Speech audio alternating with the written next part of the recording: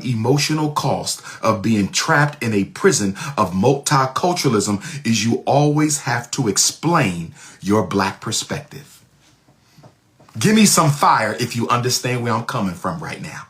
Give me some fire if you understand where I'm coming from right now. When you are the black person in the room and you give your experience as a black person, you have to always explain and defend yourself. If you understand, overstand, or understand me, give me some fire on Instagram. Give me some fire on TikTok. Give me some fire on Facebook. Who can identify? How many of you was at the job as one of the only few blacks, and when the Chinese gave their experience, it was okay? When the Arabs gave their experience, it was okay. When the Latinos gave their experience, it was okay. When the European Jews gave their experience, it was okay. When the Native Americans gave their experience, it was okay. But the minute you opened your black mouth and talked about what it is like to be black and how you are treated as a black man or a black woman, you had to explain yourself over and over again because everybody else in the room tried to dismiss your narrative. They tried to dismiss your experience. This is why multiculturalism is a trap. This is why multiculturalism is a trap. Because when you walk into a room as a black person, there will be some Chinese. There will be some European Jews. There will be some Latino. There will be some Native American. There will be some Arab. There will be some Anglo-Saxon. There will be some East Indian. It looks like it's multicultural, don't it? But guess what? With all that diversity in the room, guess what everybody in that room agrees on except you? Guess what everybody in that room agrees on except you? The white man agrees. The Chinese agrees. The Latino agree. The Arab agree. The East Indian agree. The Jew agree. They all agree that the black person in the room is irrelevant and unworthy of respect. Am I wrong, brothers and sisters? Am I wrong, brothers and sisters?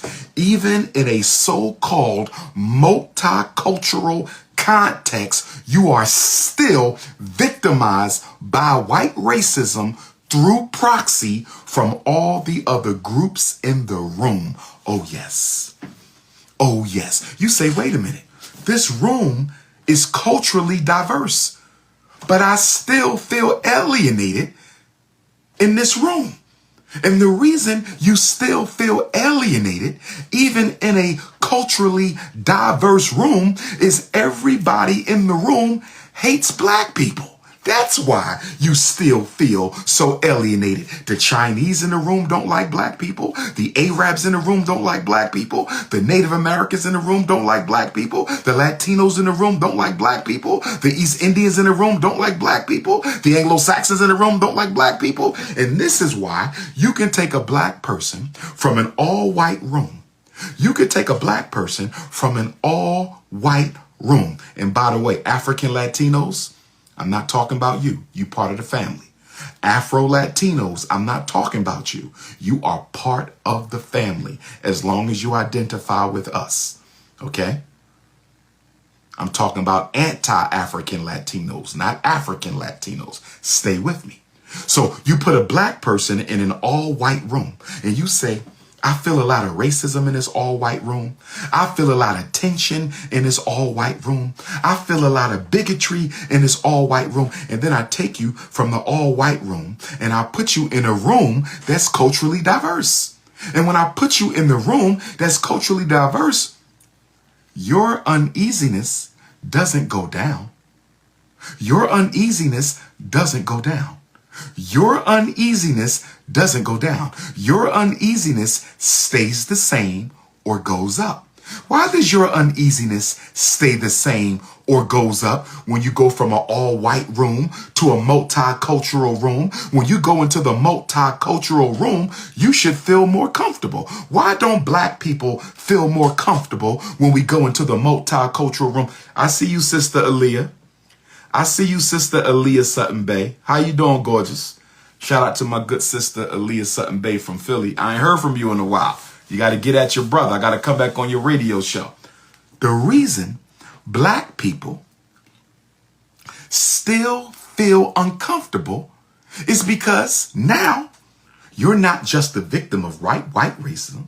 You're the victim of Chinese racism. You're the victim of Arab racism. You're the victim of Native American racism, Latino racism, European Jew racism. Oh, yeah.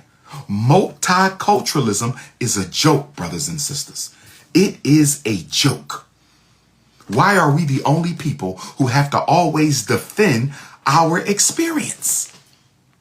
Look at when the police kill us. The police kill us, and there's a presumption of innocence, even though everybody saw the police take that black man's life. Look at the brother who just got tased to death. Look at the brother who just got tased to death.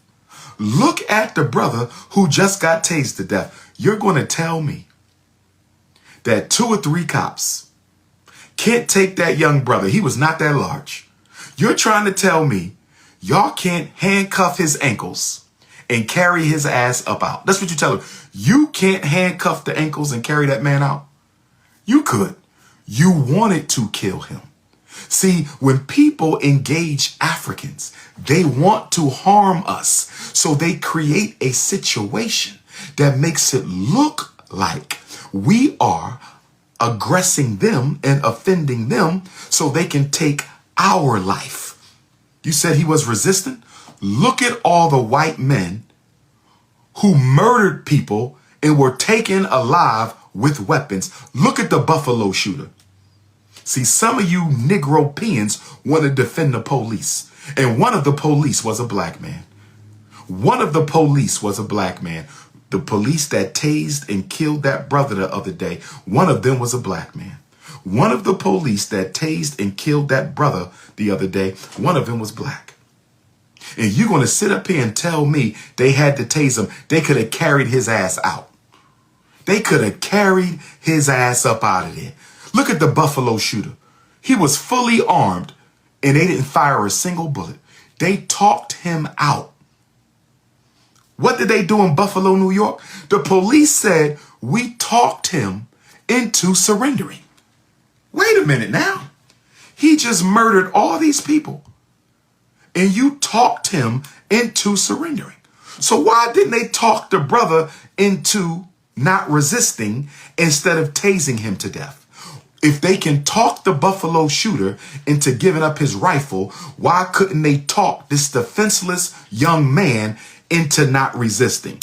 And you black people, I'm so sick of you always defending the white power structure. I keep telling you, we cannot take all these Africans with us for the Freedom March.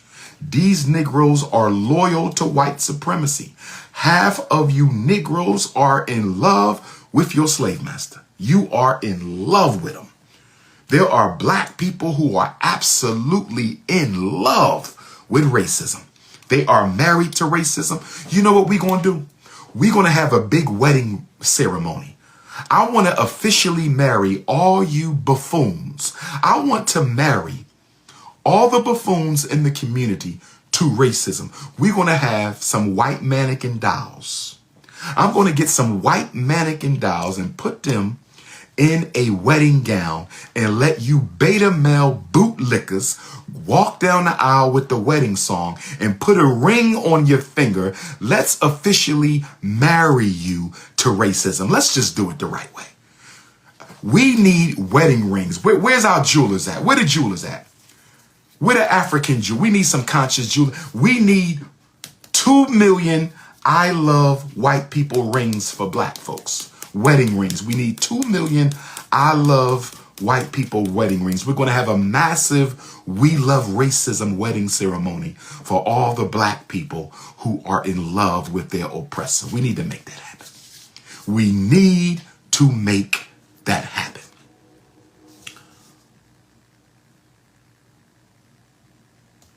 When you endorse multiculturalism as a black person, when you endorse multiculturalism as a black person, you become an alien in a sea of people who don't like you.